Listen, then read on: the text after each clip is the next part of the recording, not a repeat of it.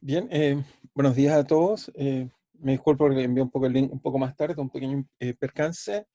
Eh, lo primero que debería empezar entonces, mientras estoy esperando que entren suficientes compañeros, lo primero que debería partir es mencionar entonces el email que me enviaron. Espero que hayan recibido la respuesta entonces a petición de varios de ustedes, pidiendo y yo creo dando argumentos razonables de que los controles fueran más extensos. Entonces vamos a hacer eso, en vez de ser de 12 horas, van a ser de 24 horas y mantenemos las mismas fechas. No sé si alguien tiene alguna pregunta o duda antes de comenzar de eso, pero eso lo queríamos, digamos, simplemente lo extenderíamos. Seguramente yo creo lo razonable sería entregarlos a una hora razonable. No sé qué hora les parece bien. Yo pienso en las mañanas me parece bien y recibirlo la mañana el otro día, pero no sé si alguien tiene alguna observación o punto que quiera decir de eso.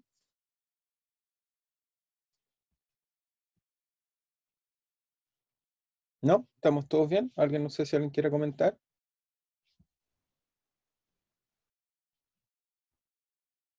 ¿Sí? O por el chat, sí.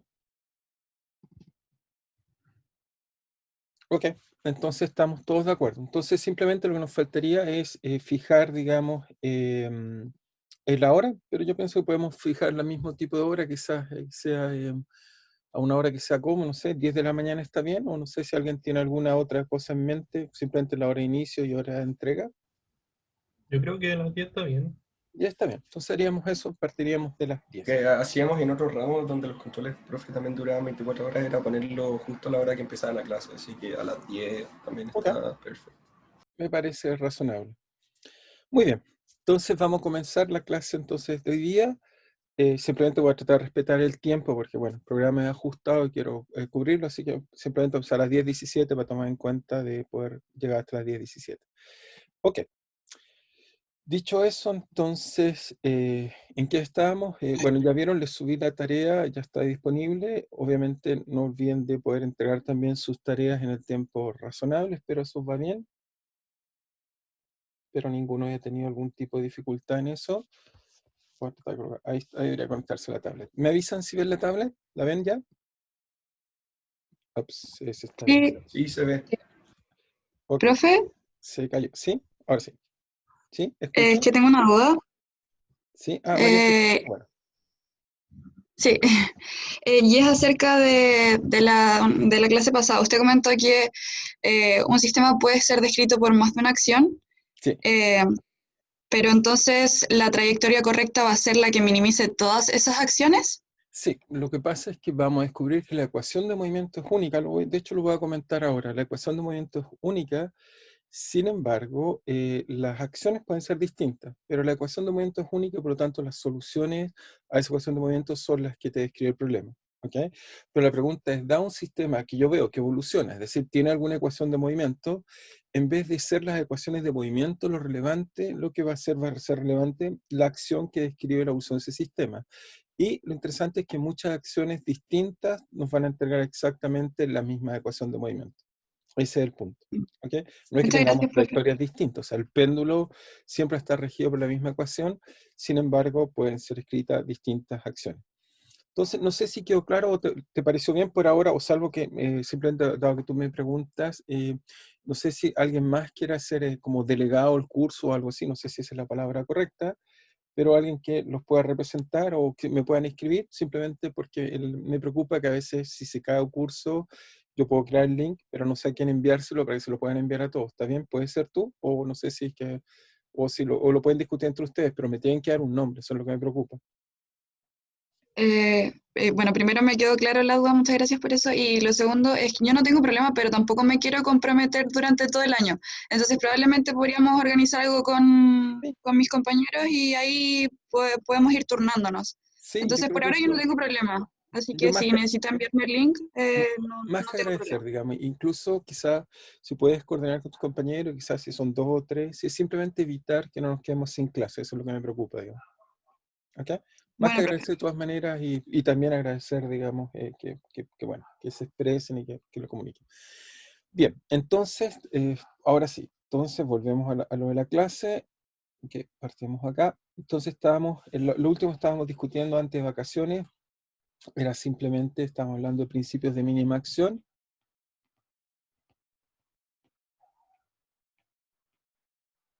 Y entonces lo que habíamos dicho era entonces que creíamos que naturaleza lo que seguía era estos principios de que, perfecto, no más.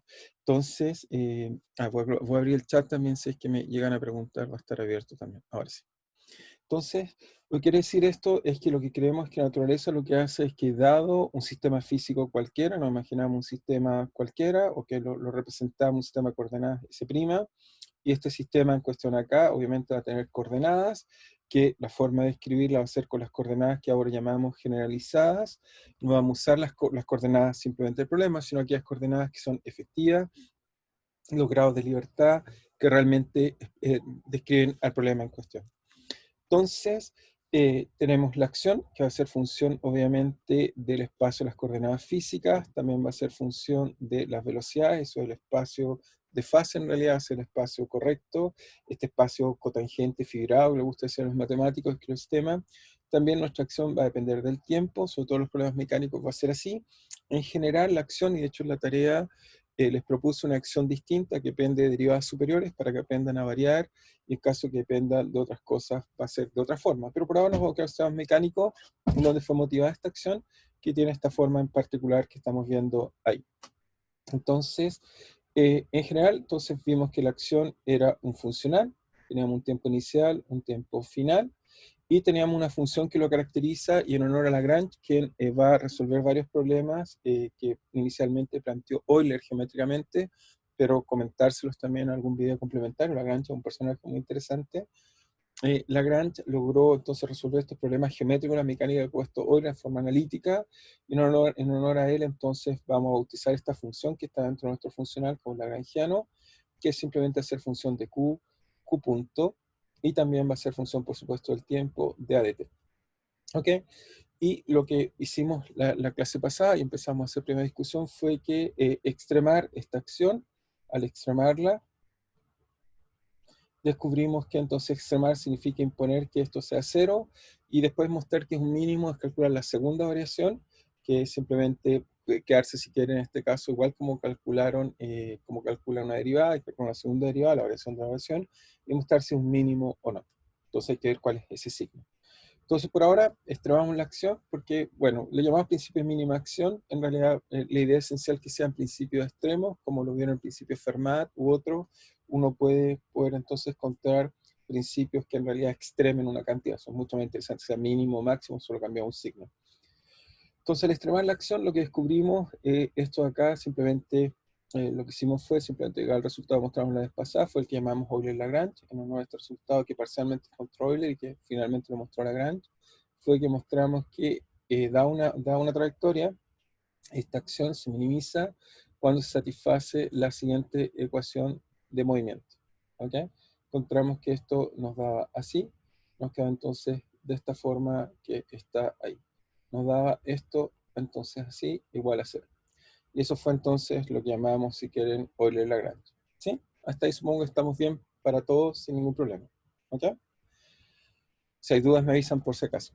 Entonces, aquí quedamos. Entonces, ¿qué cosas podemos decir primero, observaciones con respecto a la primera pregunta que me hizo su compañera y también para todos? Es, lo primero que deberíamos destacar es que cuando uno encuentra esto, uno se da cuenta que efectivamente, primero debemos decir, el lagrangiano no es único, veamos por qué. El lagrangiano no es único. Y uno se pregunta cómo podemos chequear por qué no es único el lagrangiano. Bueno, lo primero que podemos hacer es que fíjense que si yo tomo una acción, llamémosla S', que la escribo como, si quieren, el mismo lagrangiano que escribió el problema anterior, pero la multiplico por lambda, ¿ok? De Q y Q punto, vector, por supuesto, de T. Fíjense que si hago esto, entonces, esencialmente, las ecuaciones de movimiento, si varío esta acción, esta es S', si hago de S', entonces voy a descontar que me da las mismas ecuación de movimiento, son las mismas si varío S. ¿Okay? La razón por la cual las ecuaciones de movimiento son las mismas que varío S es que este lambda que coloqué acá, quizás lo voy a destacar un poco más, no cambia en nada la ecuación de movimiento, porque me va a salir un lambda, me va a quedar un lambda proporcional a L aquí, un lambda proporcional aquí, se va a cancelar y se va a ir. Y por lo tanto, lo primero que vamos a decir, esta es una de las transformaciones que hace que mi lagrangiano no sea único. ¿Ok? Ahora uno dice, pero ¿por qué? ¿Qué significa este lambda? En realidad no juega ningún rol, digamos, en realidad la interpretación, porque ese lagrangiano nos da las mismas ecuaciones de movimiento, o sea, si tomo un lagrangiano y n veces el lagrangiano, o m veces, o lambda veces mi lagrangiano, ¿por qué nos da el mismo? En realidad, el resultado anterior, porque ¿cómo lo podemos entender? Uno puede decir, uno puede entender este resultado, puede entender este resultado como un simple escalamiento. ¿De qué? Del tiempo. Si fijan, si miran, en este caso el lagrangiano que está ahí, finalmente este lambda lo puedo absorber en el dt, efectivamente me cambia el tiempo inicial y tiempo final, y este dt acá, pero esencialmente este lambda es como escoger una escala de t, es decir que si yo miro la física y la mido en unidades de segundo, y alguno de ustedes la mira en otra unidad, en unidades de metro, o algo así, el resultado que encontraríamos es exactamente el mismo. Por lo tanto, uno se pregunta si juega algún rol relevante, y la respuesta, yo diría, es que no debería ser relevante en esa discusión. Entonces, a eso se refiere este lambda. Simplemente es un reescalamiento del tiempo. No sé si a alguien no le quedó claro eso. Simplemente es reescalar el tiempo. No tiene ninguna profundidad más que eso. ¿Ok? ¿Es claro para todos? Por si acaso, si no voy avanzando. ¿Está bien? Profe, Sí. lambda es un número cualquiera, o sea, puede ser No. complejo. No puede ser complejo. Eso es una buena restricción. Gracias por la pregunta. Quizás sobre enfatizar. El lagrangiano, cuando lo tienen acá, este lagrangiano, que como ven acá, es importante, es una cantidad, tiene que ser una cantidad física. Los números complejos no tienen un sentido físico, en el sentido uno puede decir que es un par de números complejos. En realidad, los números, la acción siempre tiene que ser real, es decir, o por lo menos la forma que entendemos que tiene sentido físico, en el sentido físico que le damos, no sé, a la energía y otras cantidades, la acción es un funcional, pero es real. Por lo tanto, lambda no puede ser complejo. Entonces, el tipo de acciones que estudiamos, una de las restricciones físicas es que sea un número real.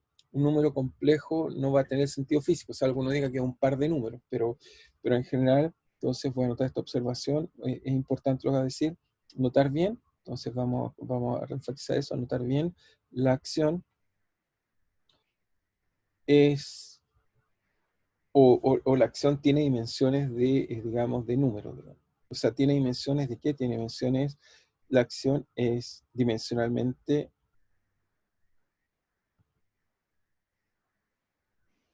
una energía por tiempo. Por lo tanto, si la acción es una energía por tiempo, no puede ser un número complejo, porque un número complejo que le asocio al i algo. O sea, tiene que ser, entonces, si quieren verlo, eso va a implicar, otra forma quizás de verlo mejor, que energía por tiempo, esto va a implicar, entonces, que el lagrangiano debe ser una función real, debe ser una función real. ¿Ok? No puede ser un número complejo. ¿Ok? Eso es por la interpretación física que tiene. Alguien podría decir, hace eso, pero efectivamente uno puede mostrar sistemas donde uno extrapola la acción y la hace compleja, y los resultados tienen una pésima interpretación física, así que tiene que ser real. ¿Okay? Tiene problemas cuando uno interpreta eso en un número complejo. Y de hecho lo vamos a hacer cuando uno estudia teoría hamiltoniana. Podría uno extender que la energía fuera un número complejo, pero al ser número complejo pierde algo profundo en la energía, que es que los números reales son ordenados, los números complejos no. Por lo tanto, no puedo comparar la energía de algo con la energía de otra cosa. Ese es el problema de fondo que hay detrás de este concepto. Así que por ahora y el sentido físico que tiene, es un número real. ¿Ok?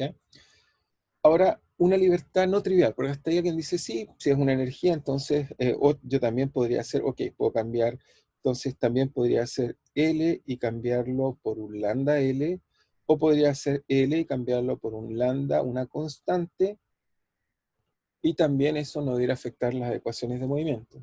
Pero veamos que aquí sí hay una simetría inesperada y que va a ser muy útil para encontrar cantidades conservadas, y también muy útil para explicar por qué tenemos muchos lagrangianos muy distintos que nos dan las mismas ecuaciones de movimiento, que es la siguiente simetría. Imagínense que tomo un L' y lo escribo como mi L original, que describe el sistema físico que ya encontré, supongamos el péndulo, y a esto le sumo una derivada total. Cuando sumo una derivada total me refiero que obviamente la derivada f puede ser una función de q, q punto y t, pero le sumo una derivada total. Entonces, en este caso considero, lo que estoy haciendo es modifico el lagrangiano con una derivada total.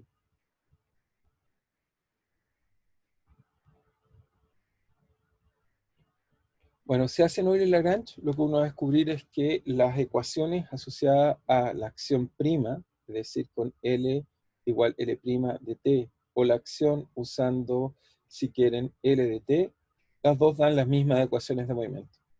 Al extremar, son exactamente iguales las mismas ecuaciones de movimiento.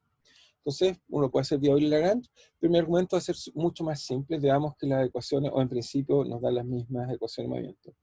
Si tomo S' y escribo entonces la definición, entonces obviamente esto va de T1 a T2, tengo L', pero L' vale L más df a t, es decir, tomo mi lagrangiano, pero esta vez me doy la libertad de una función completa, una función de las variables, ¿eh? Podría ser de que tenga más derivadas más altas, etcétera, mucho más compleja, y veamos que al hacer esto de a dt, que es lo que me da esto, bueno, el primer término me da por supuesto la integral de dt1 a t2 de L de t, que sería la acción original, y la segunda cosa es que me queda la integral de una función, que es una derivada total, por lo tanto si es una derivada total, eso siempre me queda, es una función evaluada en T1, o T2, perdón, menos f evaluado en T1. Simplemente integro una derivada total.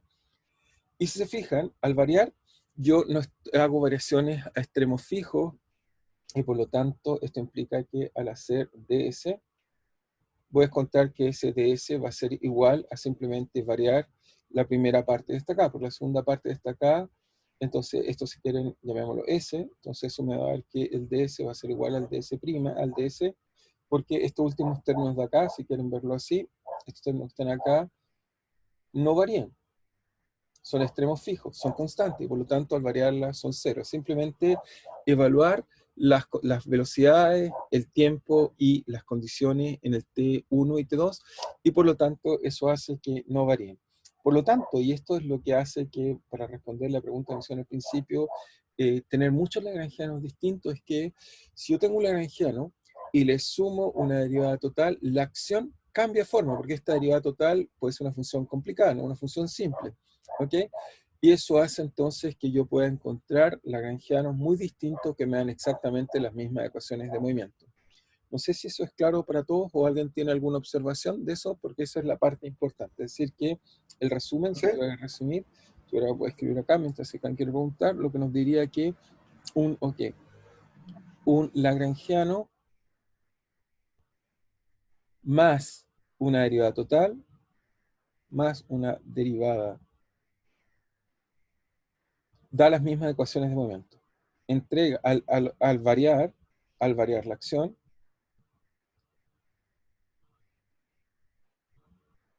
da las mismas ecuaciones de momento. Da o entrega, da las mismas ecuaciones de momento. Da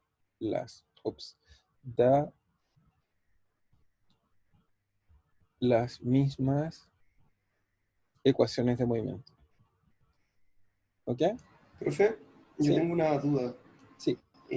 Me acuerdo que en el primer auxiliar que tuvimos, nuestro auxiliar también nos comentó esto de la derivada total Sí. y él dijo que esa función f, cuya derivada total le íbamos a sumar al lagrangiano, podía Sí. depender del tiempo y de las coordenadas generalizadas, pero no de las velocidades generalizadas, como en los Sí, sí, q-puntos. no, es una derivada total. Sí. Obviamente, no, puede depender de todo. Puede depender de todo. Porque fíjate que al ser una derivada total, el argumento que te acabo de decir, al evaluar la integral que está acá, la integral que tienes en el último término, simplemente queda la función de lo que sea, q punto, evaluar los extremos. Así que sí puede ser de la velocidad. ¿Ok? Y también puede ser de órdenes superiores, como q2 puntos y así, así. Sí, sí, sí. Si recuerdas, te di un ejemplo la vez pasada. O sea, el ejemplo que te di fue, les hice trampa, pero yo lo hice mental. El ejemplo que les hice fue que les escribí un lagrangiano, por ejemplo, el del péndulo. El del péndulo entonces teníamos L cuadrado, 3 punto cuadrado a medios, menos y acá tenemos más, entonces, MGL coseno de teta, ¿ok? Entonces, nos queda este lagrangiano, y lo que hice para escribir un nuevo lagrangiano fue sumarle una derivada total, ¿ok? ¿Qué derivada total le sumé? Simplemente tomé el mismo lagrangiano que está ahí, y uno trata de sumar un lagrangiano que entonces sea una derivada total. Entonces tomé algo así para que las constantes me queden iguales, ml cuadrado, y entonces, bueno, es una constante, lo mismo, y lo que coloco acá, simplemente, ¿qué pasa si acá coloco, por ejemplo, un d a dt, por ejemplo, si le sumo cualquier cosa, por ejemplo, d a dt, para cancelar el primer término sería ideal que me quede algo que sea así. Entonces, uno, por ejemplo, les coloqué algo así como d a dt, si me recuerdo bien, ¿qué fue que les puse? Sí, recuerdo, para que tenga además dimensiones de energía, entonces creo que les puse algo así. Entonces tengo una derivada y falta una así. Coloco eso que está ahí. ¿Ok? Eso, si ahora lo traduces, eso entonces ahora sí me queda algo que tiene dimensiones de velocidad al cuadrado, pero fíjate que me va a entregar este término así. Entonces me va a quedar un ml cuadrado medios. Cuando derive el primer término me queda el mismo que tienes ahí, pero después me queda un término extra que es de la forma ml cuadrado medios teta 2 puntos. ¿Ok? El menos porque voy a colocarle un menos acá afuera porque quiero cancelarles el término de adelante para que les quede un lagrangiano raro. ¿Ok? Y fíjate que si hago eso, le coloco menos ahí, entonces el lagrangiano L', escrito ahora, me queda menos ml cuadrado teta 2 puntos medios más mgl coseno teta. Y este lagrangiano, si lo varías, te vas a dar cuenta que da exactamente las mismas ecuaciones de movimiento que tiene el péndulo. O sea, si varío este lagrangiano, al hacer ds' igual 0, lo extremo, lo hacemos con cuidado, calculamos, vas a encontrar que la ecuación de movimiento vale menos mg partido por L coseno el seno teta. ¿Ok? Va a quedar exactamente, Ya, sí, perfecto. ¿sí? ¿Te fijas? Usé la velocidad, ¿sí? Y así, bueno, este es un ejemplo pedagógico para ilustrar eso, pero uno puede crear, puedo colocar algo, lo coloqué para que tuviera dimensiones de energía, pero puedes colocar una velocidad acá y colocar una derivada aún más alto, etcétera, etcétera. Puedes construir y construir y construir cosas que te dan exactamente las mismas ecuaciones de movimiento. ¿Ok? ¿Es claro para todos? Sí, gracias, quedó claro. Muy bien. Si es que alguien de todas maneras quiere preguntar, puede hacerlo en el chat. Entonces ahora lo que vamos a hacer es que vamos a hablar un poco de una cosa interesante. Bueno, esas son alguna observación de la acción. Lo que vamos a hablar ahora es de coordenadas generalizadas y en realidad lo que me interesa son restricciones. Entonces, y la energía. Entonces vamos a hacer un comentario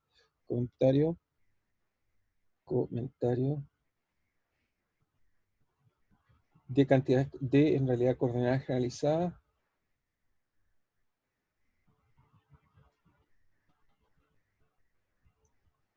y también restricciones. Entonces, como se han fijado hasta ahora, las coordenadas generalizadas es algo muy importante que hemos estado usando. La idea esencial es que, por ejemplo, si tenemos acá una partícula así, entonces en teoría el problema es un problema bidimensional, tenemos coordenadas X y Y, que es el problema, por ejemplo, pero sabemos que en realidad el sistema va a estar bien descrito, por ejemplo, en este caso acá, por una sola coordenada, llamemos S en este caso, que es la que describe, por ejemplo, el caso un plano inclinado, problema que en particular le gustaba a Galileo. ¿Ok? Entonces, en este caso sabemos que la buena coordenada es S y hay una restricción. La restricción es que en realidad el objeto se mueve, en este caso se mueve por un lugar geométrico. El lugar geométrico es simplemente una recta, es decir, una relación lineal entre X e Y que me obliga a que el objeto se mueva entonces en esa restricción. Y por lo tanto, uno pasa, en este caso, lo importante que uno va a entender es que uno pasa de un cierto número de coordenadas, lo hace en general. Es decir, mi problema de partida tengo X y coordenadas, ¿ok? Y va desde 1 a n grande, y lo que hacemos es que entonces esto vamos a ver un cambio variable que lo vamos a pasar a coordenadas QMU, que son nuestras coordenadas generalizadas, entonces, y estas coordenadas generalizadas QMU en general, ¿ok? Van a ser coordenadas que tienen un índice mu que va desde 1 a n chico, ¿ok? No tenemos, la idea es que uno pase a un espacio más grande, en este caso tenemos 2 coordenadas, pasamos a 1, o tenemos muchas coordenadas, y las restricciones son las que nos van a hacer que entonces el sistema, las restricciones nos van a obligar a que la dimensión del sistema baje, por lo tanto uno requiere restricciones. Entonces, ¿cuántas restricciones uno requiere? Entonces, en general, para que tenga todo sentido, va a crear entonces, vamos a necesitar tener un número de restricciones. Y las restricciones, por supuesto, bueno, las coordenadas generalizadas, por supuesto, van a ser función de nuestras coordenadas Q sub i iniciales. Obviamente nuestras coordenadas dependen del tiempo, así que también, obviamente, nuestras coordenadas generalizadas van a cambiar con el tiempo, por supuesto, van a ser Q de t. Y nuestras restricciones también van a ser función de Q de i de t, pero J, que es el número de restricciones, para que todo tenga sentido, si no tenemos mal planteado el problema, tiene que ser tal que va de n más 1 hasta n. Es decir, que tenemos en total, en este caso tenemos n menos n restricciones. ¿Ok? Entonces necesitamos al menos del orden de n menos m restricciones para poder tener coordenadas generalizadas. Dicho esto, uno se pregunta si cualquier restricción es posible, dado que tú me preguntaste, por ejemplo, si dependen de las coordenadas y las velocidades. Entonces, en general, las restricciones pueden depender, pueden ser más complicadas. Muchas restricciones que tienen sentido físico solo ponen una restricción en el espacio, pero también uno podría poner una restricción para las velocidades, para las coordenadas, hacer cosas un poco más complicadas. Así que entonces las vamos a clasificar. Pero lo primero que debería decir es que lo que tiene sentido simplemente es que lo que hacemos en realidad, cómo entender cómo paso las coordenadas de mi problema a coordenadas generalizadas. En realidad lo que entendemos es simplemente como un cambio de variable, es decir, que tengo n coordenadas y vía un cambio de variable lo paso simplemente a n minúscula coordenadas generalizadas y n menos n mayúscula menos minúscula restricciones, y así entonces pasamos de un sistema a otro sistema. Y entonces, si esto tiene sentido, para que sea invertible, tienen que ser buenas funciones, para que podamos pasar de unas coordenadas a las otras coordenadas. Entonces, para que se pueda hacer este cambio variable, aunque finalmente es un cambio variable, uno debe pedir algunas propiedades sobre estos C. No pueden ser cualquier cosa. ¿Ok? Entonces, en general, los C, uno espera que los C, o sea, los casos que hemos estudiado que tienen sentido físico, sean solo funciones de los I, a veces pueden ser función del tiempo. ¿Ok? Hay que, bueno, tener cuidado. Entonces, también podríamos imaginarnos que los C podrían ser funciones de los I y de las velocidades. ¿Ok? Entonces, no siempre estos cambios de variables van a estar bien definidos, y por lo tanto, uno va a pedir restricciones para que uno los pueda usar bien definidos. Entonces, ¿cuándo lo usamos y están bien definidos? Están bien definidos cuando hablamos de lo que son lo que llamamos restricciones holonómicas. ¿Ok? En esos casos podemos hablar que están bien definidos, que esencialmente, para que esté bien definido el cambio de variable, vamos a clasificar estas restricciones. Entonces, eso en general. Entonces, en general. Pero no siempre tiene sentido cualquier restricción. O sea, yo no puedo imponer que sea lo que se me dé la gana.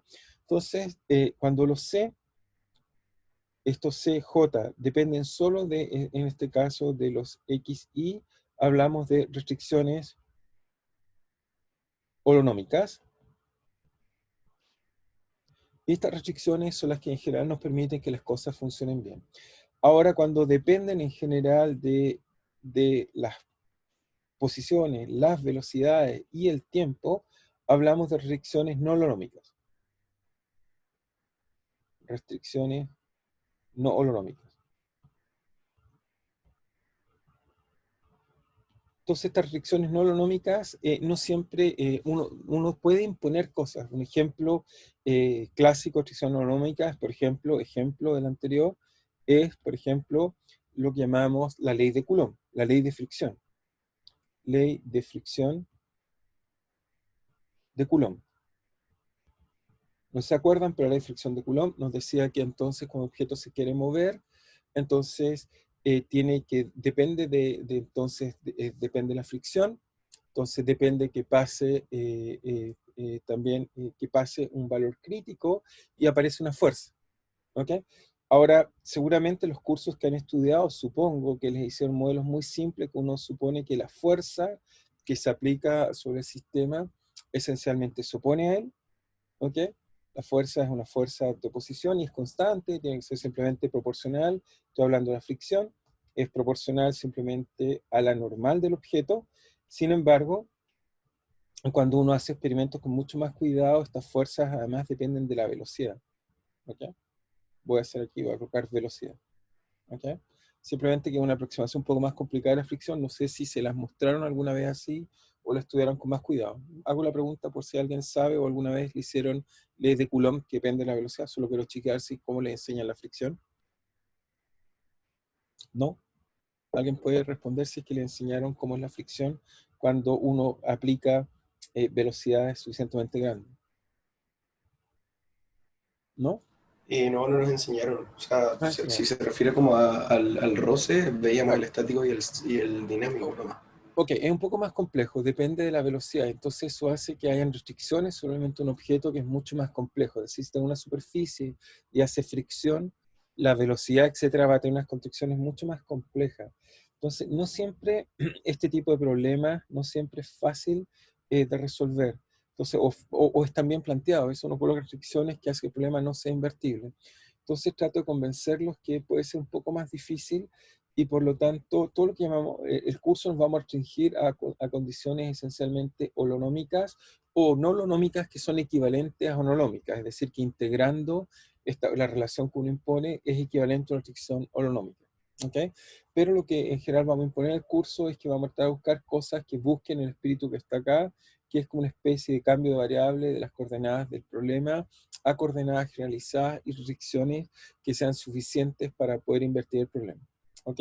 Digo eso porque a veces hay problemas que no es llegar a ser, y la fricción es un buen ejemplo de que uno puede tener problemas, cómo restringo, cómo escribo un lagrangiano bien, y ahí podemos tener problemas, hay que ser cuidadoso cómo escribirlo. No siempre las cosas son, entonces, holonómicas. ¿Ok? Entonces, dicho eso, ya tenemos lo que necesito para poder, digamos, tener sentido, digamos. Entonces, lo que vamos a hacer ahora es, entonces, hacer un comentario, y ahora sí vamos a estudiar algo que me parece muy importante, que es lo que llamamos cantidades conservadas, que es algo muy importante, cantidades conservadas. Entonces, yo hago la pregunta y la próxima se la pregunto a ustedes. Si alguien les pregunta en la calle qué es una cantidad conservada, ¿qué lo responderían? ¿Qué es una cantidad conservada? Si alguien les pregunta. Algo que se mantiene constante a medida que pasa el tiempo. ¿Hay alguna otra opinión? Eso está bien, pero no está bien. ¿Alguna otra opinión? Si es que alguien más quiere opinar. ¿No? Ok, es algo como alguien dijo ahí, es algo que se mantiene constante en el tiempo, pero sin embargo, por ejemplo, si les digo el número 7, ¿es algo que se mantiene constante en el tiempo? Sí, siempre 7. Por lo tanto, que se mantenga en el tiempo constante no es suficiente. ¿Ok? En realidad vamos a llamar cantidad conservada algo que simplemente es una cantidad física, ¿ok? Que no es un número. Va a ser entonces una función típicamente de nuestras coordenadas que representamos el problema, coordenadas generalizadas, tal que cuando el sistema físico evoluciona, esta no cambia. ¿Ok? Entonces, en general, ¿qué vamos a llamar una cantidad conservada? Es una cantidad física, es una cantidad. ¿Por qué quiero decir una cantidad física o enfatizar eso? Es que quiero decir que no es un número, es una cantidad física, es decir, que hace una función c de las coordenadas en principio y del tiempo, ¿eh? No tiene por qué no depender del tiempo, puede depender del tiempo. ¿Ok? Es decir, que si yo solo muevo el tiempo, esta cosa puede cambiar. Es una cantidad física c de q y q punto t, tal que cuando evoluciona el sistema,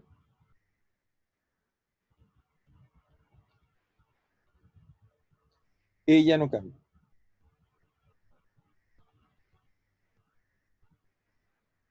Y a mí me gusta anotarlo así para que quede más claro. Es decir, que cuando yo tomo la derivada de a de t de c, ¿ok? C función de q punto y t, evaluada en las ecuaciones de movimiento. En inglés nos gusta decir on shell.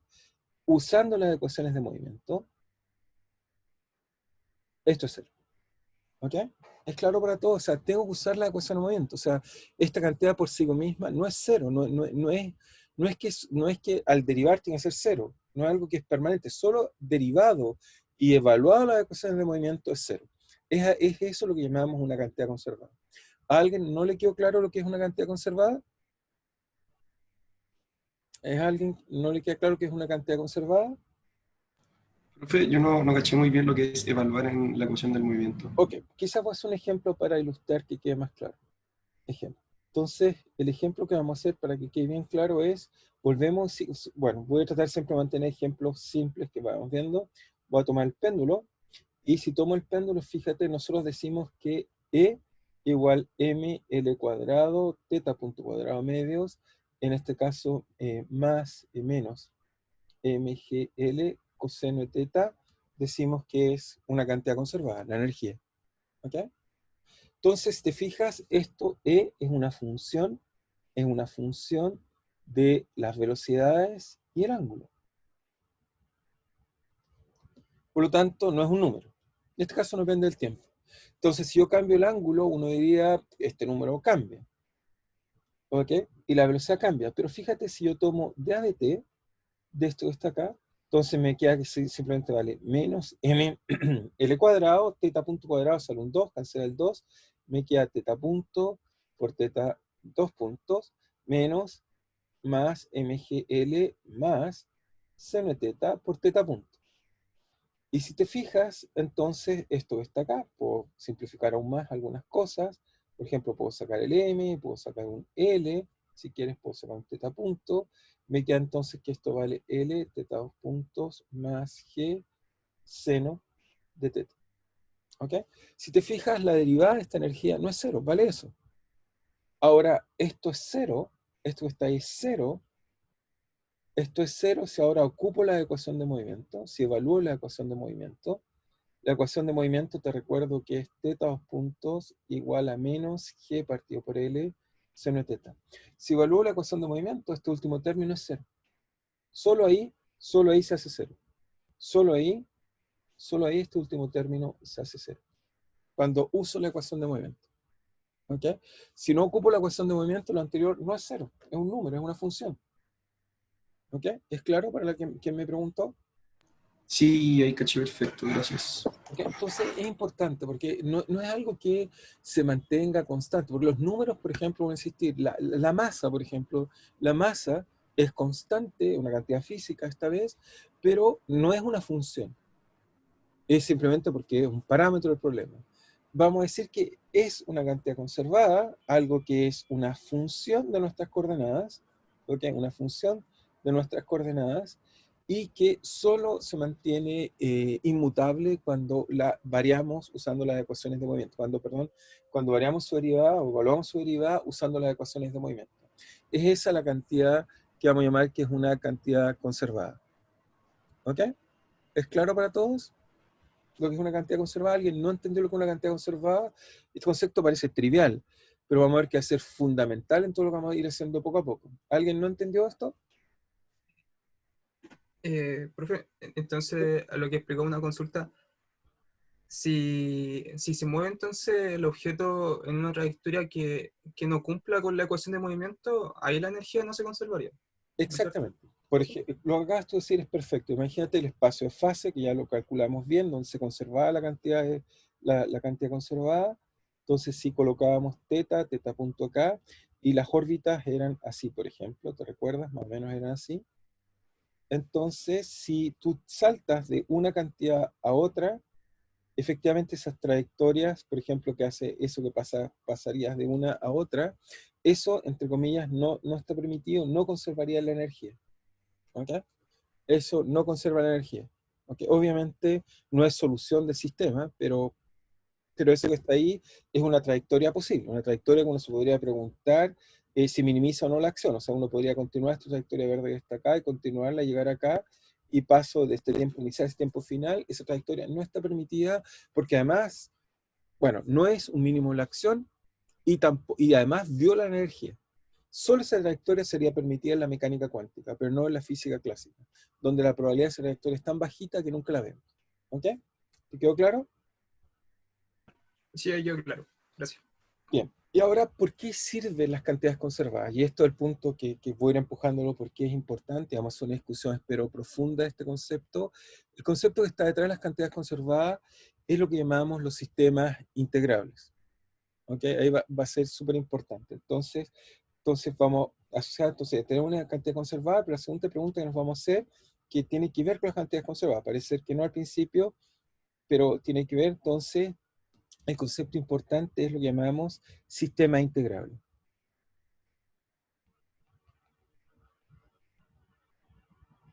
Entonces, el concepto que quiero agregarles ahora es la siguiente pregunta, es, ¿cuándo un sistema es integrable? ¿Qué es un sistema integrable? ¿Qué es un sistema integrable? Entonces, lo que les dije es que el sueño, digamos, de Laplace, sería que lo que decimos nosotros es que yo tengo un problema cualquiera, me doy un problema físico cualquiera, me imagino mentalmente, no sé, puedo existir en un sistema físico cualquiera, lo describo, y lo que yo esperaría es que sea capaz de encontrar las soluciones de este problema, todas las trayectorias que tiene el problema, y conocer todas las trayectorias, es equivalente en realidad a conocer Q de I como función de T, pero además obviamente requiero condiciones iniciales. Si el problema entonces tiene entonces grado n, suponemos un sistema de n grados de libertad, entonces tenemos entonces que ser que esto va a ser función de las posiciones iniciales, llamemos 1 hasta n, y también va a ser función de las velocidades, si quieren, iniciales, que van a ser los parámetros que caracterizan el problema desde 1 hasta n. ¿Ok? Esas son las velocidades iniciales y posiciones iniciales. Si somos capaces de hacer eso, decimos que el sistema es integrable. ¿Ok? ¿Estamos de acuerdo con eso? Decimos que el sistema es integrable. Obviamente, si conozco Q, también por supuesto conozco Q punto. Y con eso, ese es nuestro sueño en realidad de conocer, digamos, cualquier sistema, es que somos capaces de conocer exactamente todas las soluciones. ¿Ok? Lo que vamos a llamar sistema integral en realidad va a ser que al menos lo podemos llamar de una forma integral, pero a priori, si puedo integrar eso, entonces puedo conocer todas las soluciones. Eso es lo que llamaríamos que un sistema es integrable. Ahora, la pregunta es, fíjense que para un sistema integrable, la pregunta es, ¿cuántas constantes o cuántas constantes requiero? Aquí viene la discusión profunda. Entonces, uno dice, ¿cuántas constantes requiero? Bueno, a priori, fíjense que cada una de estas Q0 que está acá es una constante. Las constantes, de hecho, la energía la fija las constantes iniciales. Por lo tanto, las constantes iniciales fija las constantes de movimiento. Entonces uno se pregunta, ¿cuántas constantes de movimiento puede tener un sistema cuando es integrable? ¿Cuántas constantes de movimiento requiero para que el sistema sea integrable? Entonces uno a priori diría, bueno, a priori uno dice, para resolver este problema, necesito 2n condiciones, las n posiciones y las n velocidades. Entonces tengo 2n condiciones. ¿Ok? Que son los Q0 y los Q0 puntos. Son condiciones. Pero pregunta, ¿eso me generará 2n cantidades conservadas? ¿Eso implicará que el sistema físico tiene 2n cantidades conservadas?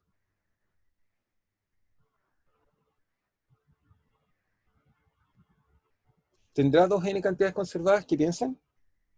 ¿Alguien se le ocurre? ¿Habrán 2n cantidades conservadas? ¿Será posible eso?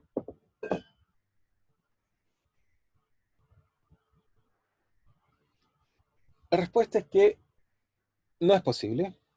Y la razón por qué no es posible eso es porque, fíjense, si mi espacio es fase, el espacio es fase, tengo Q acá, Q, supongo Q, N, O, y acá Q punto, por ahora pensemos en un plano más fácil. Si yo tengo 2n cantidades conservadas, fíjense, una cantidad conservada lo que hace es que me da una superficie acá. Me obliga a que la energía sea conservada, y por tanto me tengo que mover esa superficie, tal como lo hacemos en el péndulo. Si tengo, eso sería una cantidad conservada, llamémosla E1. Si hubiera otra cantidad conservada, llamémosla E2, entonces estaría por acá, E2. Tienen que ser obviamente distintas, si es la misma cantidad conservada o la misma cantidad conservada al cuadrado, al cubo, obviamente no, es irrelevante. Tienen que ser cantidades conservadas que sean linealmente o independientes en el sentido obvio que significa la palabra. Pero si fuera así, fíjense que el primer problema que tengo es que entonces, como yo tengo que satisfacer todas las cantidades conservadas, el sistema dinámico no se puede mover. Quedaría completamente atrapado porque tengo que satisfacer las dos cantidades. Así que no puede ser 2n, porque si son 2n, no hay dinámica. Esto implicaría no hay dinámica, porque obviamente satisfacer en el espacio fase tiene que ser tantas condiciones que solo un punto las puede satisfacer. Entonces, no hay dinámica. Por lo tanto, contradicción. Entonces uno dice, esto entonces me dice, entonces tienen que haber 2n menos 1. ¿Ok? Una me tiene que permitir moverme. ¿Y moverme en qué sentido? Bueno, si piensa en el espacio de fase acá, algo me tiene que permitir moverme en el sistema. Ese moverme está asociado al tiempo. ¿Ok? Y en realidad eso está asociado al tiempo. Entonces, una de esas cantidades que está ahí, en realidad, si uno la escribe en general, si uno piensa en general hasta ahí, uno pensaría, bueno, entonces tengo que tener QI, función de, de t, pero función del t hay una cosa interesante, hay un parámetro que lo parametriza, que es, por ejemplo, el tiempo original, t0. Si lo hago que funcione en función de t0, ese es un parámetro, así que eso me resta una cantidad conservada, me queda la energía y quizás hay otras cantidades más. ¿Ok? Pero se fijan, eso ya me fija, por ejemplo, si suponemos que está la energía y hay un parámetro que también está asociado a eso, me permite el tiempo, me permite moverme, y hay un T0 que me permite escoger el tiempo original. Así que no puedo tener tantas cantidades conservadas como se me dé la gana. Pero veamos cuál es la utilidad de las cantidades conservadas. En realidad las cantidades conservadas son útiles. En realidad un sistema, el resultado importante, ¿cuál es? Es que en realidad uno necesita, en general, les digo la respuesta, porque no es obvia, pero voy a tratar de ir más profundamente y enseñarles un poco más correctamente cómo son las cantidades conservadas, digamos. Entonces, la cantidad conservada, entonces, ¿cuántas uno requiere? En realidad, un sistema, y esto es un resultado, digamos, de Arnold, digamos, que se fue a colocar acá, quizás digamos mostrarles quién es Arnold. Arnold seguramente es el último, yo diría, gran mecanicista, quien hizo bastantes trabajos, los trabajos más importantes del último tiempo en mecánica, se llama el teorema de Kolmogorov, Arnold y Moser. Arnold va a estudiar este problema y lo que nos va a decir en realidad un sistema a lo más, entonces un sistema de n grados de libertad, a lo más, vamos a ver que en realidad en general van a ser menos, a lo más tiene n constantes de movimiento. Y uno dice, ¿por qué n? Y no 2n. En realidad, asociado a cada constante de movimiento, tenemos un parámetro que la parametriza. Fíjense acá, el tiempo, acá teníamos la energía, y recorrer este sistema yo siempre podía escoger un tiempo cualquier arbitrario, un T0. ¿Ok? Si tenemos, para ilustrar otro ejemplo, si tenemos, después quizás voy a volver sobre este ejemplo, pero quiero primero enseñarles qué son las cantidades conservadas, pero primero quiero ilustrar la idea de Arnold. Si uno tiene un péndulo esférico, uno puede mostrar, en este caso está acá, que este sistema obviamente se escribe en coordenadas polares, esféricas, entonces tenemos en este caso θ y tenemos φ, pero obviamente si resuelven este problema, vamos a tener la energía, bueno, el tiempo, por supuesto, esto tiene que cambiar en el tiempo, va a estar el tiempo, va a estar la energía como cantidad conservada, y vamos a tener entonces asociado a la energía, vamos a ver por qué en el futuro está este parámetro T0 que tiene que ver con el parámetro del tiempo inicial cuando partimos las soluciones. ¿Ok? No sé si para todos es claro este T0, pero insisto, si a alguien no le queda claro, quizás voy a aplicar un ejemplo más abajo también para que sea más obvio. Si colocan un resorte, quizás les es más fácil pensar un resorte, constante elástica acá. Entonces tenemos mx dos puntos igual a menos kx. Solución de este problema es x de t igual a simplemente una constante a, ¿ok? Por, en este caso, ¿qué nos quería? Nos quería seno de qué? Seno de la frecuencia natural, que es k partido por m, ¿ok? Por t menos t0. Se fijan, ahí aparece el t. Ahora el a, que está ahí, si uno quiere calcular, por ejemplo, calcula la energía del problema, es decir, la energía vale en este caso, vale simplemente mx punto cuadrado medios, vale, en este caso nos va a quedar más kx cuadrado medios. Si reemplazan esa solución, entonces aquí me va a quedar, entonces me queda x, la derivada de esto es coseno, me queda coseno cuadrado, al tirar un factor me queda un k partido por el m, se cancela el m, De acá tengo x, k por x, por x al cuadrado. Al reemplazar el seno me queda a seno cuadrado. Si reemplazan todo eso y hacen un poquito de álgebra trivial, nos va a quedar entonces que esto va como a cuadrado, partido en este caso por k, ¿ok? Y dividido por 2. Por lo tanto, a está directamente relacionado a la energía, vale simplemente 2e partido por k, raíz cuadrada. Por lo tanto, la solución de este problema trivial que acabo de hacer es que la solución de un oscilador es simplemente la energía por raíz cuadrada de 2 energía partido por k igual a seno de raíz de k partido por m por t menos t0. Por lo tanto, se fijan, la solución de este problema, lo que le estoy tratando de decir, depende de dos parámetros, depende de la energía y depende de E0. Son los dos parámetros. Por lo tanto, tengo una sola cantidad conservada y tengo otro parámetro que después vamos a ver, entendiendo el teorema de Noether, que está relacionado a la parametrización. Entonces, en el caso del péndulo esférico existe el mismo análogo, tengo la energía, tengo el T0, pero en el caso de este péndulo hay una cantidad conservada interesante, está asociada al momento angular azimutal, que está hacia acá, llamémoslo L de teta 0, ¿ok? Entonces, en este problema está L de teta 0, ¿ok? Ok, ahí lo dejaré bien. L de teta 0, o de phi, entonces L de phi mejor. Nos va a quedar más bonito L de phi. Entonces, este sistema tiene también asociada otra cantidad conservada que es L de phi, pero también hay un phi 0. Entonces, asociado a cada cantidad conservada, existe un parámetro que es el ángulo inicial o el ángulo que defino origen. ¿Ok?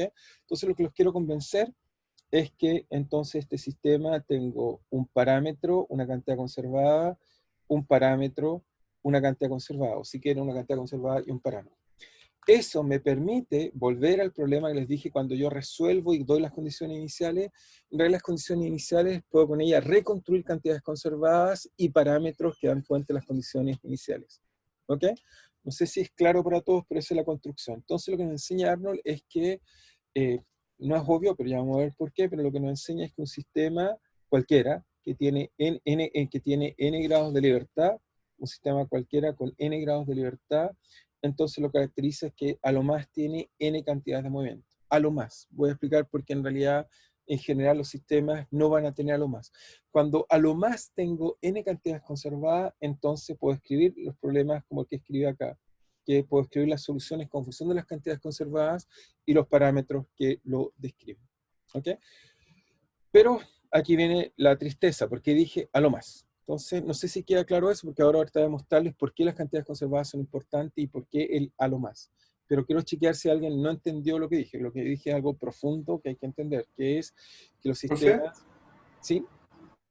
¿Sí? ¿Escucho? cuando usted dice constante de movimiento, ¿es lo mismo que cantidad conservada? Sí, perdón. Sí, la uso en forma indiferente. Constante movimiento, cantidad conservada es lo mismo. Sí, son nombres distintos que se usan la misma cosa.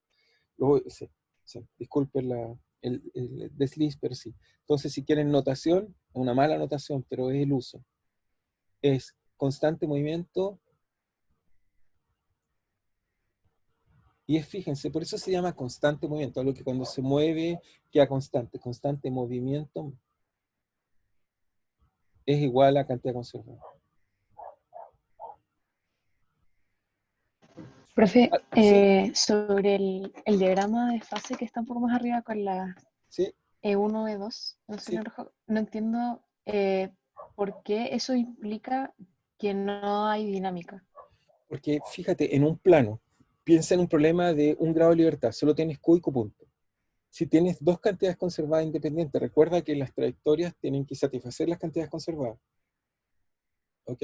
Porque son restricciones. Eso te dice, por ejemplo, el caso del péndulo, te dice que ml cuadrado, teta punto, si quieres, menos mg coseno teta se conserva. O sea, es una relación entre teta y teta punto. Luego te genera una curva, la cual las trayectorias tienen que satisfacer. ¿Ok? Entonces, lo que estoy diciendo es que la curva roja te impone que te tienes que mover sobre la curva roja. Pero si después hago una curva azul, en la cual además me tengo que mover, la única posibilidad es que me queda un único punto que satisface las dos curvas. ¿Ok? En general, por supuesto van a haber más de uno, pero son puntos y no son curvas. En realidad, de un punto de vista geométrico, y a eso me voy a dirigir ahora, de un punto de vista geométrico, las cantidades conservadas son hipersuperficies que restringen el sistema dinámico.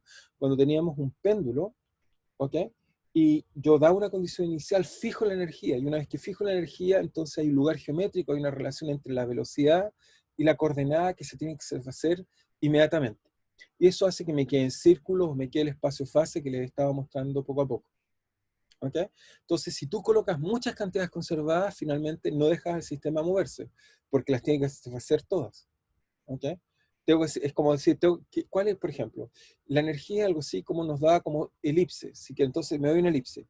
Pero además de exigir que las trayectorias proyectadas en este espacio-fase tengan una elipse, además tienen que pasar por una línea recta. Pero la intersección de una recta y una elipse, entonces me quedan solo 2 puntos o nada. ¿Okay? Por lo tanto, no puedo tener tantas cantidades conservadas, porque a priori uno piensa, puedo tener muchas cantidades conservadas, como tengo muchas condiciones iniciales, pero no. Las condiciones iniciales fijan cantidades conservadas y parámetros. ¿Okay? Por eso les hice este ejemplo del seno, donde se fijas, al resolver el problema, las condiciones iniciales solo me fijan el T0 o la fase inicial y la energía. ¿Okay? No me fijan más cosas, por lo tanto me fijan una constante y un parámetro. Y vamos a ver que esto es una relación muy íntima, asociada a cada cantidad conservada hay un parámetro, que vamos a dar una interpretación más profunda, obviamente. ¿Ok? ¿Es claro? Ya, ok. Gracias, profe. Entonces, con respecto a las cantidades conservadas, vamos a hacer un solo ejemplo, espero que sea un ejemplo ilustrativo, porque aquí viene la dificultad, digamos, porque uno está todo feliz, todo bien, simplemente encuentro cantidades conservadas y todo bien.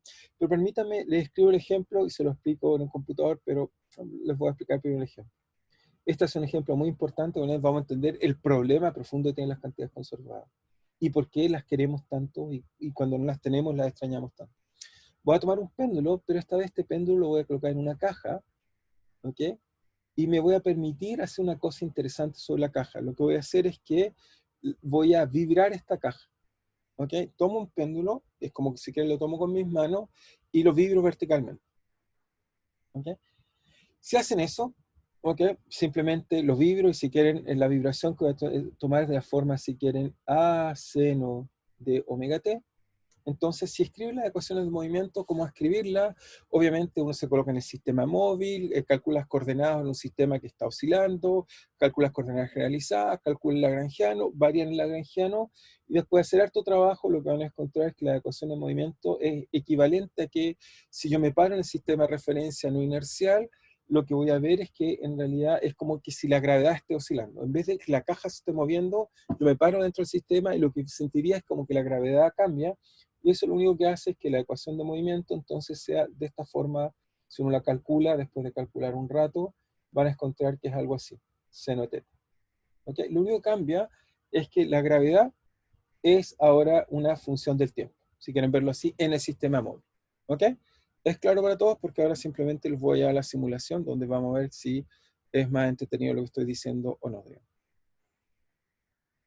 ¿Sí? No entiendo el dibujo. El dibujo es un péndulo, te lo voy a mostrar en la simulación, es un péndulo el cual el pivote, el punto donde está el péndulo, lo estás moviendo. Es como que lo coloco entre una caja y estoy moviendo toda la caja. O si quieres verlo, ¿ves la simulación ya? ¿Les apareció la simulación? ¿Me Sí, avisan? se ve. Ok, en la Sí. simulación lo vas a ver mejor, digamos, porque tengo una animación de ahí. Entonces, ok, deja ver si es esta, sí. Ahí está el péndulo, lo voy a hacer andar para que lo veas primero, digamos. Voy a moverlo un poco para que lo veamos bien. Ok, entonces te fijas, este péndulo que está ahí, bueno, o lo voy a colocar acá para que lo veas mejor. ¿Alcanzas a ver el péndulo? Ahí está el péndulo. Y ahora le voy a colocar, el pivote se mueve. Mira ahora, sube y baja. ¿Ok? ¿Lo ves ahora? Lo Sí, que ahora hago, sí. Gracias. ok, es eso lo que voy a hacer. Subir y bajar el péndulo que están viendo ahí. Ahora, ¿qué es lo que es interesante lo que estamos viendo acá? Aquí voy a cuestionarme por primera vez qué es lo que le pasa a las cantidades conservadas y enseñarle un fenómeno muy, muy interesante que lo llamamos el caos. ¿Ok? En este ejemplo muy simple que estoy viendo acá, voy a poner en juego qué es lo que está pasando. Entonces lo primero que voy a hacer es que primero que nada le voy a sacar la oscilación. Ahí tenemos un péndulo normal. Si doy condiciones iniciales cualquiera, recuperamos lo que ya aprendimos, que es un péndulo. ¿Ok? El espacio-fase, la función elíptica, es nuestro péndulo conocido. Ahora, lo interesante de este ejemplo es que ok, cuando el sistema no tiene esta oscilación, la energía me permite tener curvas, una relación entre teta punto y teta, que son estas curvas que están acá. ¿Okay? En realidad la energía en este caso me permite rotular todo el espacio de fase. Pero ¿qué pasa cuando uno perturba el sistema ahora con este forzamiento periódico? Uno se pregunta si el sistema en el espacio fase sigue teniendo esta rotulación o hay algún problema. Entonces lo primero, ahí ven, simplemente esto está haciendo una pequeña oscilación, un swing abajo, un péndulo o pendulea, y le voy a colocar un poco de A. Entonces, lo que pasa ahí, uno dice, más o menos se parece a lo que teníamos antes, simplemente ahora lo que hace es que el sistema tiene la oscilación que tenía originalmente, y ahora lo que están viendo es que en el espacio fase, debido a que lo estoy forzando con una frecuencia que no dije cuál era, bueno, es casi como la frecuencia natural, lo que aparece es una especie de solución tipo toro. Si miran ahora, ya no es una curva cerrada, pero va a ser un toro. ¿Ok? Va a ser simplemente algo que se achica y crece, se achica. A veces la oscilación es más grande, a veces la oscilación es más chica, a veces la oscilación es más grande, a veces la oscilación es más chica. ¿Ok? Hasta ahí todo racional. Pero, ¿cuál es la parte que es tremendamente interesante? Que es la parte que quiero mostrarles ahora. Es que ahí estoy cerca de la curva heteroclina. La curva heteroclina está cerca acá. Esta curva era la frontera, separaba las órbitas que tienen ángulo acotado entre dos ángulos y las trayectorias que no tienen esa acotación. ¿Ok? Entonces, entre las órbitas que daban vueltas así. Y ahora lo interesante es qué pasa si perturbo ahora tan pequeño como yo quiera. Puedo colocar una muy, muy pequeño y lo que va a pasar es que va a desaparecer esta frontera. Veamos qué es lo que pasa. Entonces, si yo le coloco, voy a colocarle un marcador para que veamos qué es lo que está pasando, para que estén viendo lo inesperado que pasa y me va a permitir introducir un concepto muy importante. Ahí va la trayectoria. Entonces ahora le coloco una pequeña, no tengo por qué colocarle una grande, fíjense, 0,1. Fíjense lo que pasa. Lo primero que pasó es que ahora se puso a dar vuelta, de hecho se me perdió, ahora pasa hacia el otro lado, lo voy a decir al computador, tengo un sistema que lo busca, lo persigue, me va a hacer crecer el espacio de fase para mostrarme dónde está. Fíjense, se corre hacia allá, ok, ahora se viene hacia acá, a veces se corre hacia allá.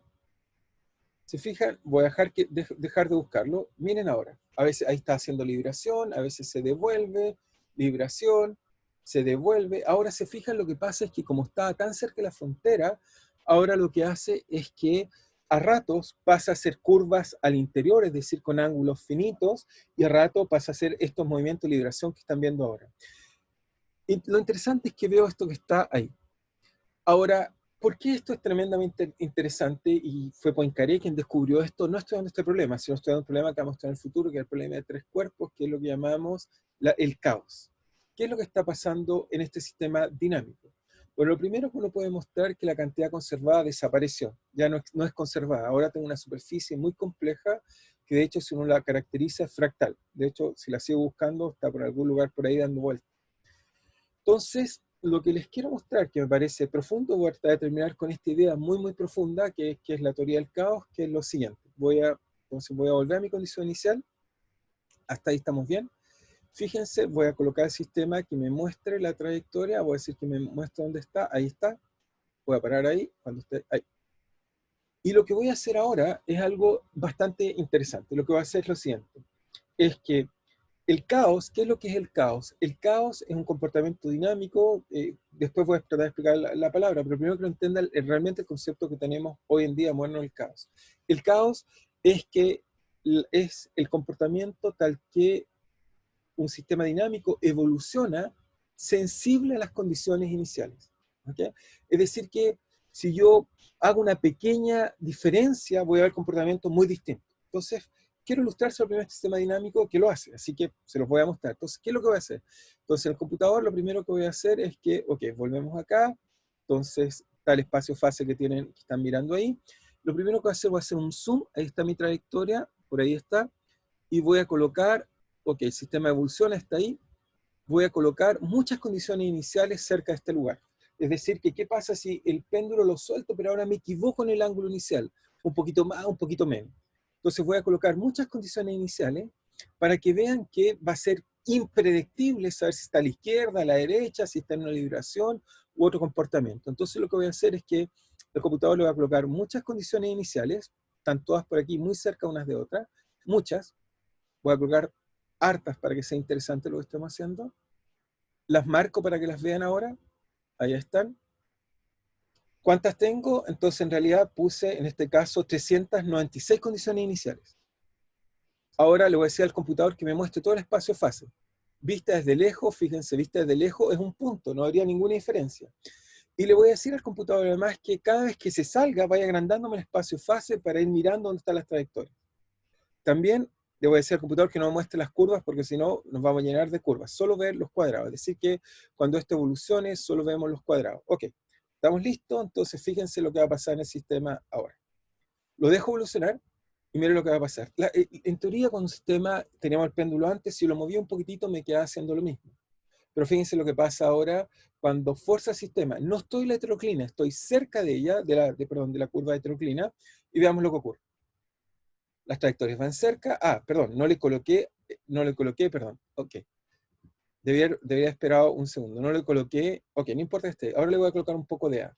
No le coloqué el forzamiento periódico. Se lo coloco ahora. Veamos lo que pasa. Fíjense las trayectorias.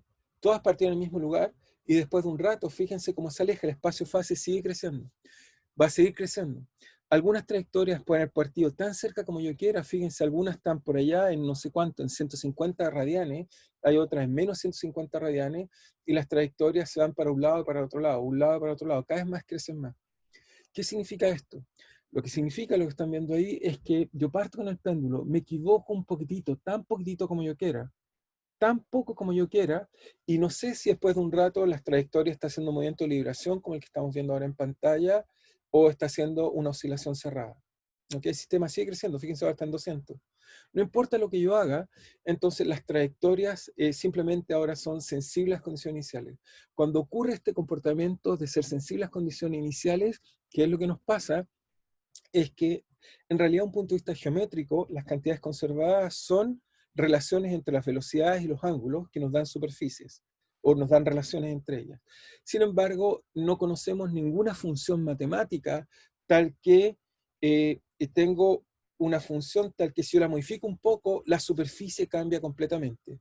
De hecho, el objeto geométrico que están viendo ahí, si lo pudiéramos proyectar, es un objeto fractal. Es un objeto que tiene una geometría de dimensión semientera. No es un número que no es una curva, es una cosa mucho más compleja que, bueno, vamos a discutir un poco más. Pero lo que les quiero mostrar es que este simple sistema, cuando lo esfuerzo, entonces aparecen trayectorias que son sensibles exponencialmente a las condiciones iniciales. Entonces, vamos a tratar de discutir esto un poco más con cuidado en la próxima clase, pero lo que los quiero tratar de hacer enseñar es que y esto es lo que es genérico en los sistemas dinámicos que tienen más de 2 grados de libertad. ¿Okay? Es súper genérico. En realidad los sistemas que van a ser integrables, que podemos resolver, son muy poquititos. La mayor parte de los sistemas dinámicos tienen la propiedad del sistema que les acabo de mostrar. Es decir, que uno mueve un poquitito algo y ese algo hace que las trayectorias ahora sean exponencialmente sensibles a las condiciones iniciales. El sistema es determinista. El sistema no es que el pasado y el futuro no se puedan predecir, pero lo que nos enseña este tipo de comportamiento dinámico que les acabo de mostrar es que es sensible y por lo tanto, por pequeño sea el error, si alguien se equivoca en algo, pero por pequeño que sea, en el futuro no sé predecir si el péndulo está haciendo un movimiento así o el péndulo está librando así. Ese es el problema, no hay forma de predecir. ¿Okay? O sea, predecir da un pequeño error. En cambio, cuando teníamos un sistema integrable como un péndulo normal, si yo me equivoco un poco el ángulo, sé que la frecuencia natural vale raíz de g partido por L, cuando el ángulo es pequeño. Sin embargo, en este caso, si lo perturbo un poco, eso no va a ser así. ¿Okay? Así que aparece algo muy profundo, muy interesante, muy complejo, que espero poco a poco les pueda ir enseñando por qué los sistemas dinámicos son complicados y por qué en este caso acá la energía es algo que tanto nos gusta, o las cantidades conservadas. Cuando hay cantidades conservadas, restringe este tipo de comportamiento. El caos es un comportamiento que rompe las cantidades conservadas, las destruye. El sistema dinámico anterior no tiene cantidades conservadas y por lo tanto no podemos integrar la ecuación de momento y por lo tanto no puede ser integrable. ¿Okay? Así que hay una íntima relación entre la integrabilidad, las cantidades conservadas, y cuando no las hay es porque hay este tipo de comportamientos que son muy genéricos. ¿Okay? Se requiere tener dimensión alta, al menos dimensión 3, ¿okay? Coordenadas, y significa en grado de libertad 2. ¿Okay? Los sistemas integrables era, si alguien me pregunta eso, era lo que les dije antes, decir que uno podía encontrar las soluciones. Si van a lo que les escribí en la tablet, era cuando, si quieres, vamos a volver a la tablet, es cuando uno puede escribir las soluciones explícitamente, ¿ok? Cuando uno puede integrar las soluciones.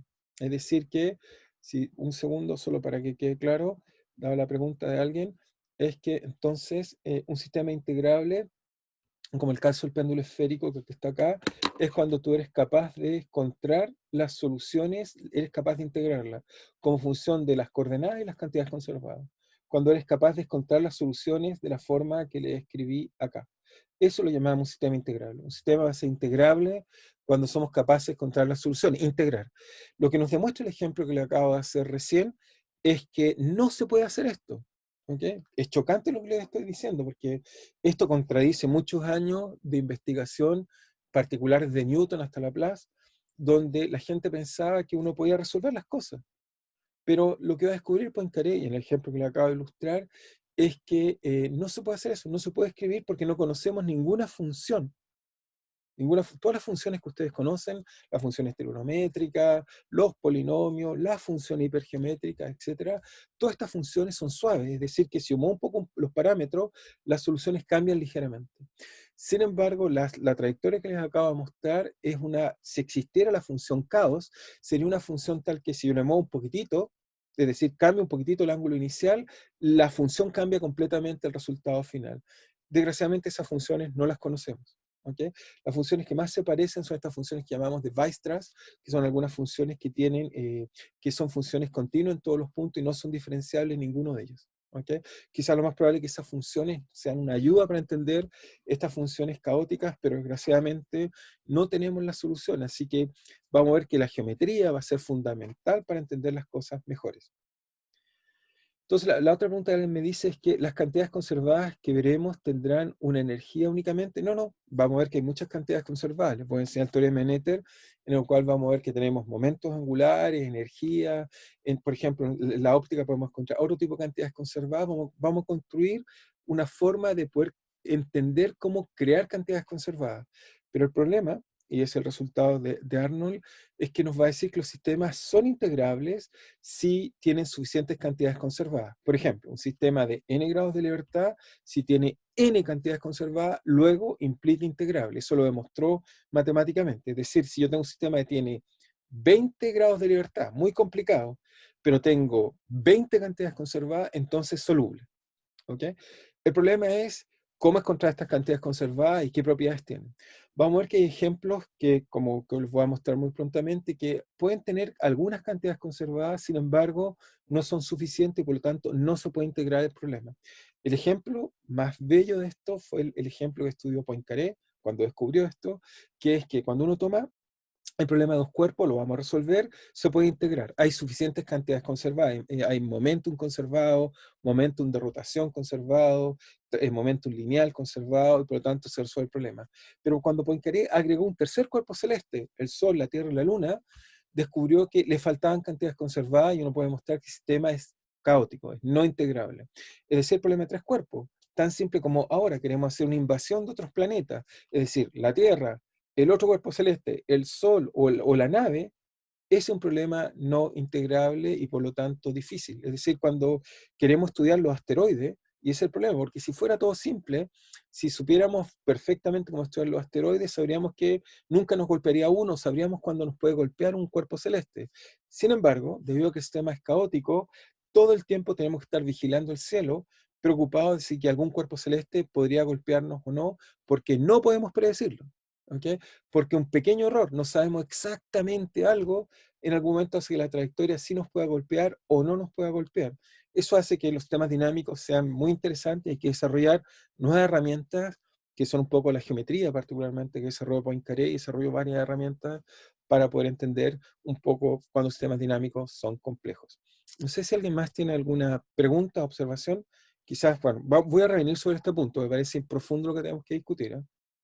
No sé si alguien Sí, más... profe. Tengo... ¿Sí? Dale, ¿Sí? dale. Bueno, mi duda en verdad era un poco técnica. Es que usted dijo que para los sistemas caóticos, como el péndulo que acabamos de ver donde se oscila el pivote, ¿Sí? no se pueden encontrar soluciones como analíticamente o de otro modo. ¿Cómo No, entonces el programa lo es que puede no se pueden modelar? un comentario. No es que no se puedan encontrar soluciones. No puedes calcular todas las soluciones para todas las condiciones iniciales. Hay algunas que se pueden calcular. Hay algunos movimientos periódicos, como les mostré al principio. Por ejemplo, para ángulo pequeño, esa sí se puede calcular.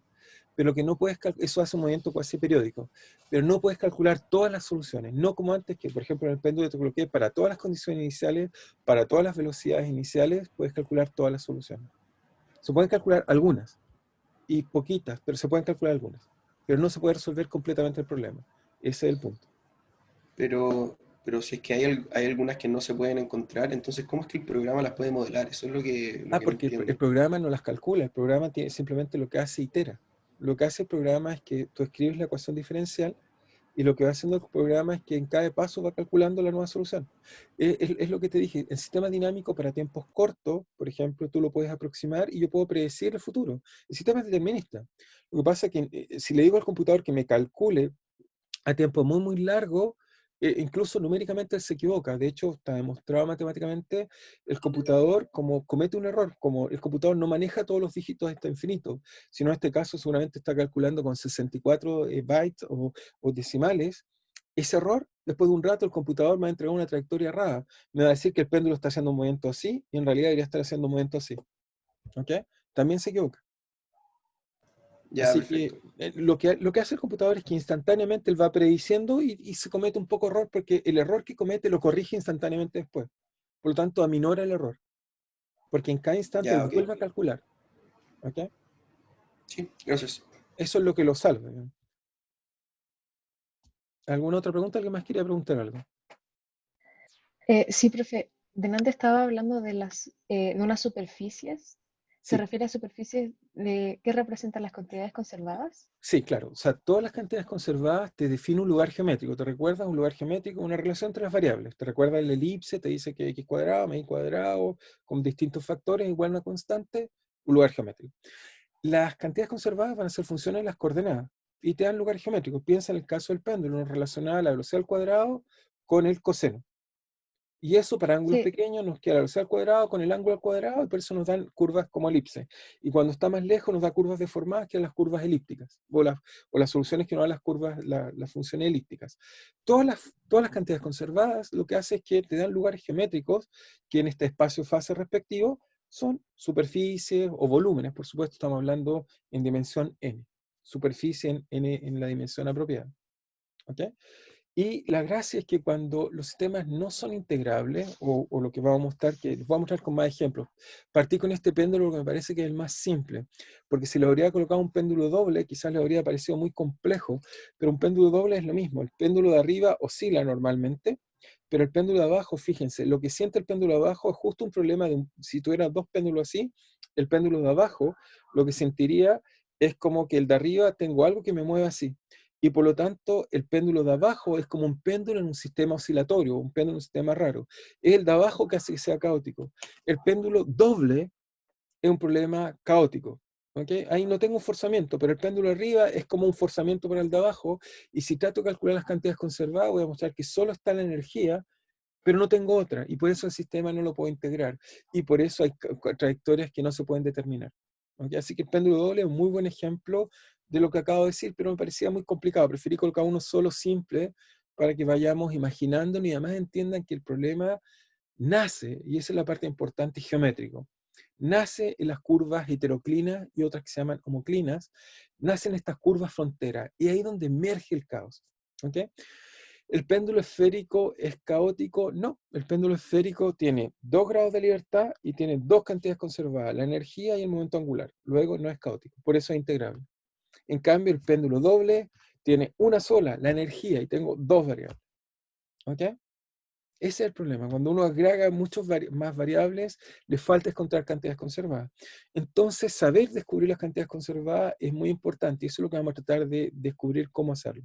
Okay, les voy a enseñar técnicas para calcular y se fijan rápidamente, saber cuántas hay, cuántas me falta y saber si puedo resolver o no el problema. O sea, si Newton tuvo la suerte que justo su problema es integrable, pero si habría tratado de resolver el primer problema del Sol, la Tierra y la Luna, nunca lo habría podido resolver y nunca estaríamos donde estamos ahora. ¿Okay? Ese problema, el problema de 3 cuerpos, un problema paradigmático, fue el primer problema donde descubrimos que no se pueden resolver las cosas y el único que lo entendió fue Poincaré y pasaron como 60 años para que la gente reentendiera el trabajo de Poincaré, y Poincaré lo escribió, nadie lo entendió, hasta que se inventaron los computadores que nos ayudaron a entender profundamente los comportamientos caóticos que espero poco a poco ir explicando. Profe, ¿Sí? ¿a qué se refiere con que el comportamiento caótico emerge de las curvas heteroclinas? Voy a tratar de explicarlo con más cuidado en la próxima clase, pero tienes que ver que porque te fijas, ¿cuál es la dificultad? Cuando hago ángulos pequeños y coloco la oscilación, vas a descubrir que esto oscila verticalmente muy simple. Pero cuando está cerca de la heteroclina, lo que pasa es que la oscilación mezcla trayectorias que giran así con las trayectorias que están con ángulo acotado.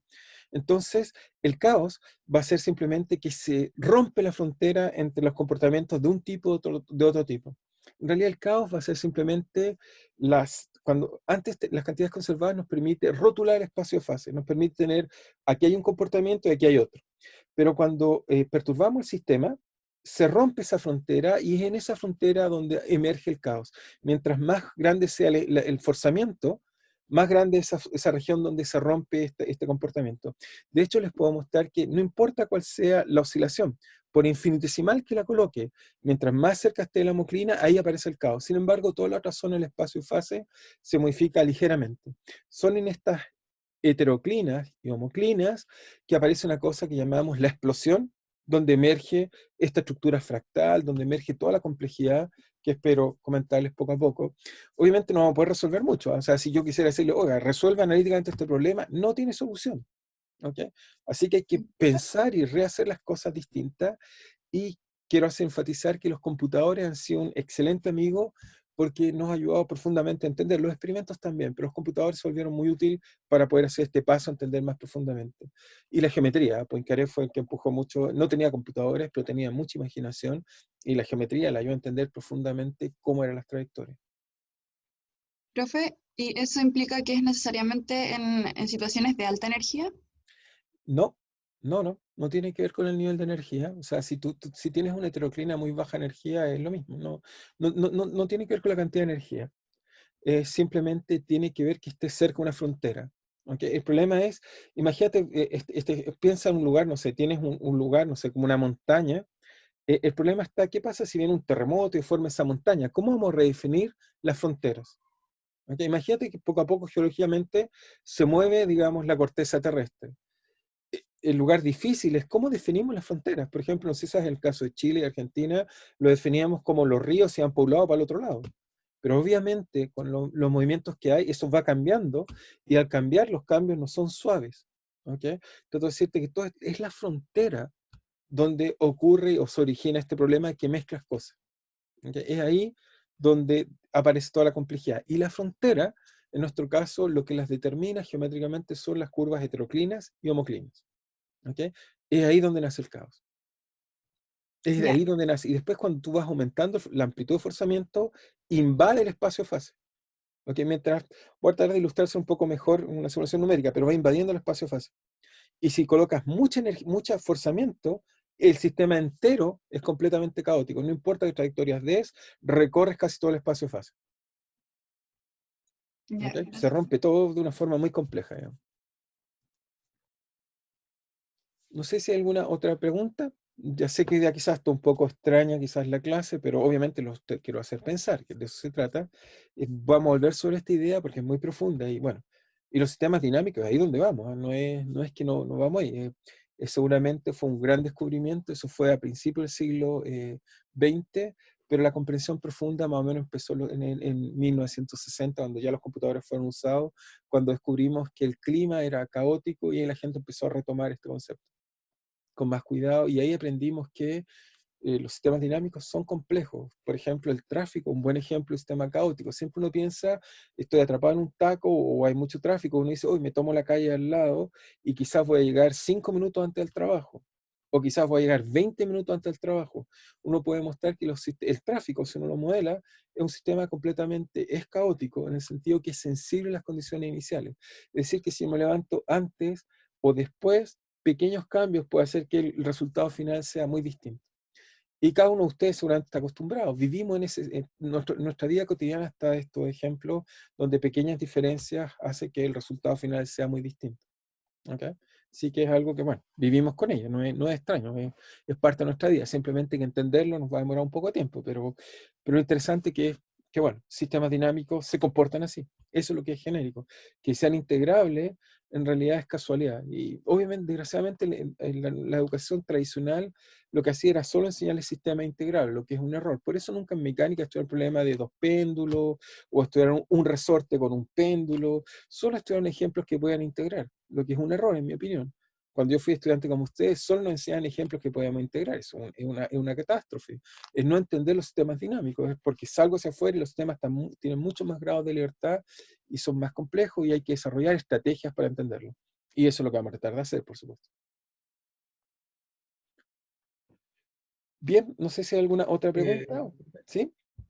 Así como resumen general, entonces, como para que un sistema sea integrable, necesita tener como las suficientes cantidades conservadas Sí. para que Necesitas tener no suficientes entre un cantidades caos. conservadas que sean independientes. Ojo, porque la energía es conservada, la energía al cuadrado también es conservada, el coseno de la energía también es conservada, pero todas esas cantidades son iguales, no son la misma cantidad. Necesitas que sean independientes. Ya en el futuro les voy a enseñar cómo caracterizar esa independencia en forma fácil, digamos. Pero sí, si tienes suficientes cantidades, entonces puedes resolver el problema.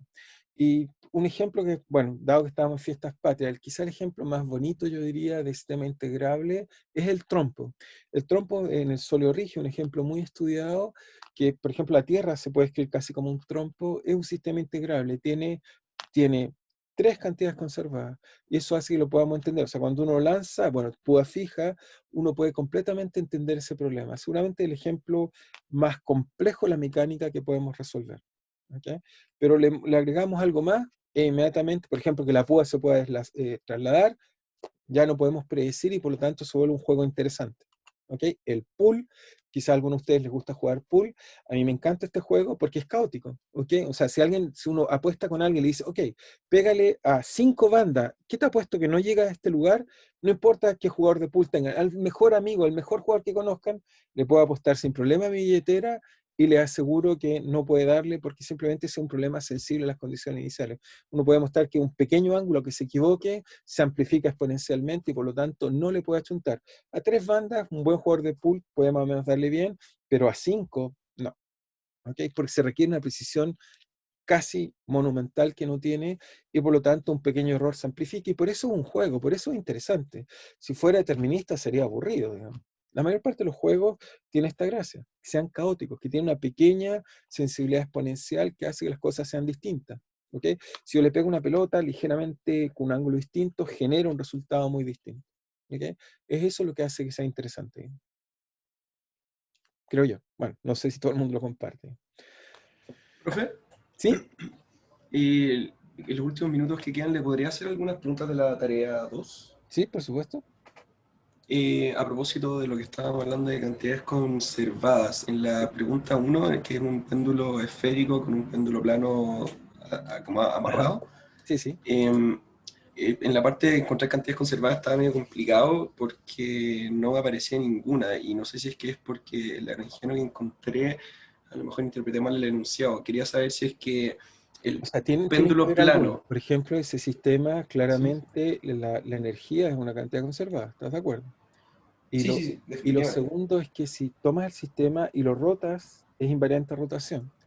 Les voy a enseñar prontamente que asociado a simetrías tienen que haber cantidades conservadas. Así que al Es menos que tienen eso que había haber pensado, dos. Tiene que ser la energía y el momento angular.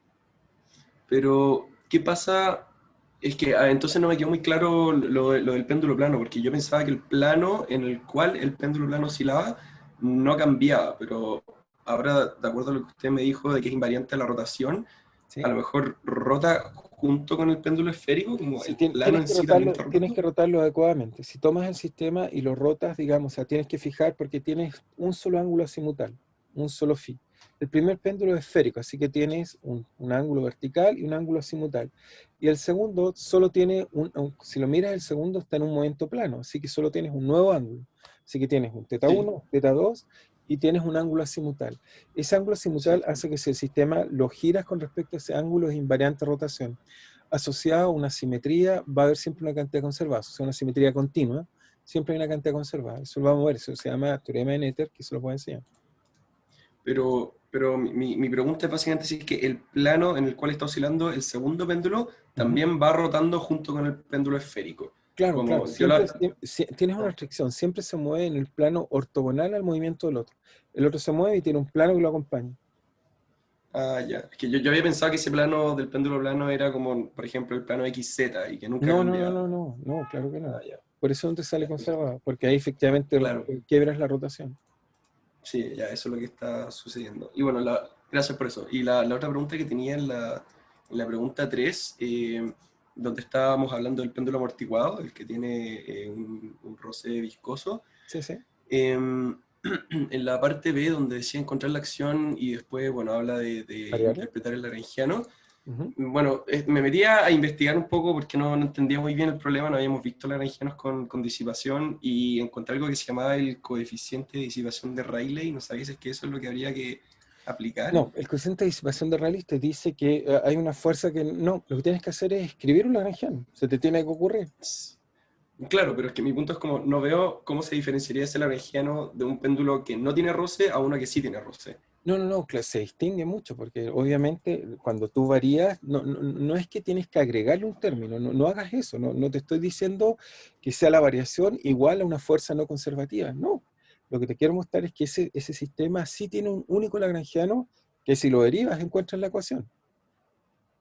Además profundo, se le ocurrió a alguien por ello, por eso los hago pensar, porque lo que los trato de hacer pensar es que uno se pregunta si un sistema es lagrangiano o no, y uno puede mostrar que el sistema es lagrangiano. Esa es la tarea, es pensar cómo es contar eso. No es que lo tengas que igualar a algo, lo tienes que derivar. Ah, ya. O ¿Ok? sea, pero es un lagrangiano distinto al típico T menos U del péndulo sin roce. Sí, por eso los he tratado poquito a poquito empujando que se olviden de eso cambiando de mecánica, porque desgraciadamente tiene esa visión casi pensada en la fuerza. No pienses así. Simplemente pregúntate si es que puedo construir un lagrangiano que me da esa ecuación de movimiento. Y la respuesta es que lo hay. Ya, Lo hay. ya. ¿Ok? Es Pero, o más sea, interesante. ese lagrangiano usando, o sea, a ese lagrangiano que tengo que encontrar, aplicándole la Euler-Lagrange de siempre, de toda la vida, me va a entregar la ecuación de movimiento con Sí, yo la prefiero disipación. decir variar, ¿ah? Pero está bien. Sí, más o Ya, sí, menos bueno, sí. lo que acabas de decir es correcto, pero yo variaría y te da las ecuaciones de movimiento. Ya, ¿Ok? perfecto. Es Bueno, ese era mi duda. interesante. Es interesante. Gracias. Espero que lo puedan Profe, encontrar. colgándome un poco la pregunta del compañero, igual tuve harta duda en esa pregunta y también le pregunté a los auxiliares. Ujú. Y básicamente entendí que para los sistemas conservativos no se pueden aplicar los principios de la mínima acción. Entonces, en ese sentido, utilizar un lagrangiano sería más como solo como una adivinanza, por así decirlo, como una herramienta, pero no tiene Claro, pero como más claro, implicaciones físicas. claro, eso es lo que trato de convencerte, es que eso te va a permitir reentender las cosas. Lo que pasa es que lo estás viendo como lo entendieron mecánicamente inicialmente la acción, y desgraciadamente les enseñan antes el lagrangiano. Creo que es un error, porque se lo enseñan muy mecánicamente. Y yo lo que trato de decirte es que lo mismo que estás descubriendo ahora fue cuando descubrimos la mecánica cuántica y otras áreas, uno se enfrenta a un problema donde uno no puede seguir pensando de la misma forma, pero tienes que preguntarte si lo que yo estoy viendo sigue un principio de mínima acción o no, si las soluciones que estás viendo optimizan o extreman una acción. Y la gracia es que uno lo puede mostrar y calcular y encontrar que existe una acción que describe el sistema. ¿Ok? Y cuando encuentres esa acción, la pregunta 2, que es la que también hizo tu compañero, es, tienes que ahora reinterpretar qué significa.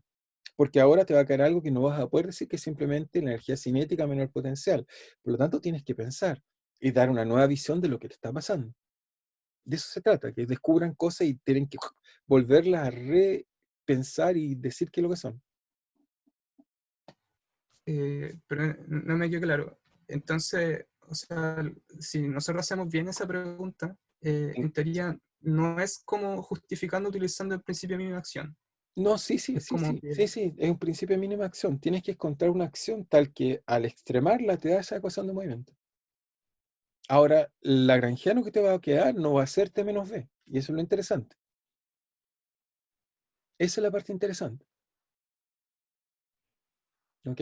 A pesar de ser un sistema La, mecánico, tiene un lagrangiano y no es T menos B. Eso es lo que lo la hace acción interesante. que piden que encontremos la expresamos solamente como la integral de ese lagrangiano, ¿verdad? No hay como Claro, que sí. resolver la Si tú dices, integral ya. este es el Ah, ya. lagrangiano, la acción vale esto, y después lo interpreta y lo extrema, te va a caer bien. Ya, buenísimo. Pero lo Gracias. interesante es que no es T menos B. Esa es la única como hint que te puedo dar y de hacer pensar, porque obviamente cuando uno piensa va a descubrir y después, te va a permitir entender cómo juegan las disipaciones en las acciones.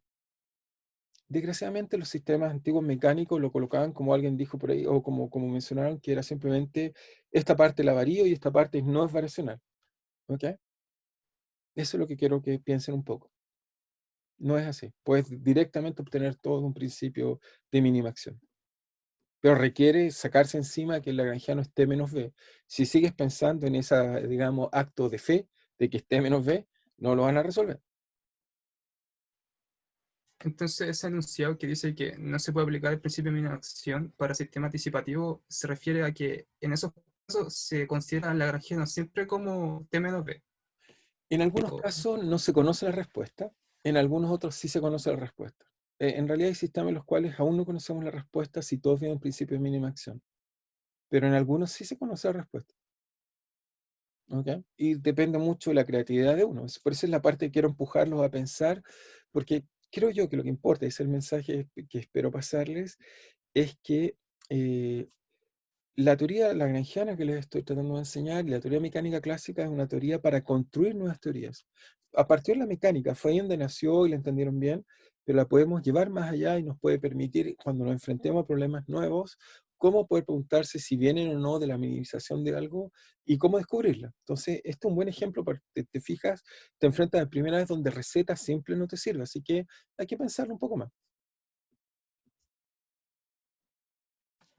Ya, ¿Estamos gracias. claros hasta ahí? Ahora que viene, ¿no? Bien, bueno, espero que ayude un poco, pero es interesante, es muy interesante como problema. Pero realmente se lo recomiendo que lo piensen, digamos. Bien, no sé si tenemos alguna otra pregunta o estamos bien. Parece que estamos bien. Bueno, me excuso un poco por el tiempo, pero me parece importante que podamos discutir también y poder intercambiar ideas y así vayan pensando. Así que nos estamos viendo entonces el viernes y cualquier cosa quieran, de todas maneras me pueden escribir, yo la medida que les pueda responder, les respondo. Y espero que, bueno, que las cosas sean claras, digamos. ¿Ok? Que cualquier cosa tengan duda me pregunten. Entonces nos estamos viendo entonces el viernes. Cuídense. Chao, profe, que esté bien. Nos Ya, vemos. profe. Chao, Chao, profe, chao, gracias. cuídese. Chao, chao, Nos gracias. vemos. Estén bien.